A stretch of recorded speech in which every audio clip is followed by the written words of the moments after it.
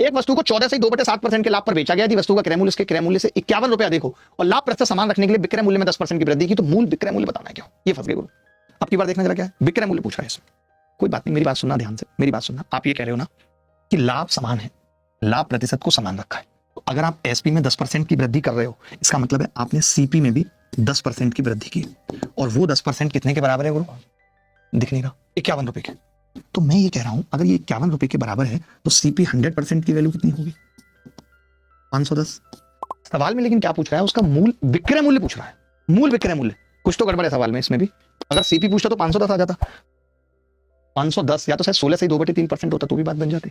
कोई बात नहीं, अगर ये सवाल पूछा गया है तो भी मैं निकाल देता हूँ, कुछ मिस्टेक इसमें रही होगी, हो सकता है यहाँ पे 16 से 2/3% कर लेता हूँ, करेक्ट कर लेता हूँ, मुझे एक्चुअली पता नहीं है। ठीक है, अब 16 से 1/3% का मतलब होता है 1/6, क्योंकि आप मुझसे ओरिजिनल एसपी पूछ रहे हैं, ओरिजिनल एसपी।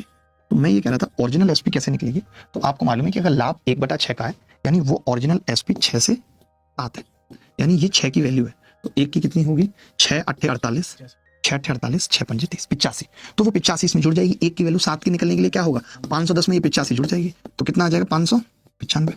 बोलो भाई ऑप्शन में है सी इज द करेक्ट आंसर। मुझे तो पता था गलती क्या है सवाल में, हमने बड़े बड़ों की गलतियां सुधार दी। लोग नतमस्तक हो जाते हैं, बाबूजी अब गलती हो जाए तो बताना, खेल खत्म कर देते हैं। और ये वही कर सकता है जिसने कभी खुद गलती ना की हो।